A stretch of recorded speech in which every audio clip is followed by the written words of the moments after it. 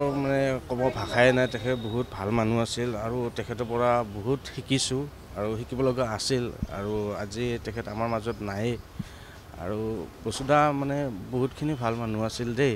আৰু ক'বলৈ গ'লে ৰাতিপুৱা কল টাইম দেই নহয়, কল টাইমটো দিলে ৰাতিপুৱাই আহি পায়। বসুধা আহি একদম জাগাত থাকে, ছেটত বহি থাকে। তাৰপিছত মোক কয়, কমল হেৰি কল টাইমটো যদি দিছিয়ে ড্ৰেছটো পিন্ধি এক্টিংটো কৰি দে আৰু। তাৰপিছত বোলো হ'ব দে বসুধা।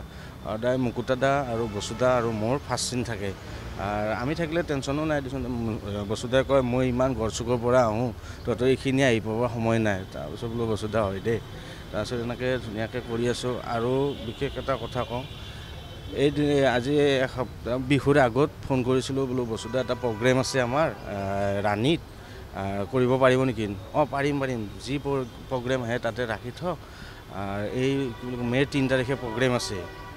বসুধাক মই কালি ফোন কৰিছিলোঁ, বোলো হোৱাটছএপত মানে মেছেজ এটা দিছিলোঁ। মেছেজটো দিওঁতে কৈছে ৰিপ্লাই নাই। তাৰপিছত মই বোলো ফোন এটা কৰি লওঁ, বোলো ফোনটো কৰিলোঁ। ফোনটো কৰাৰ লগে লগে বৌয়ে উঠালে।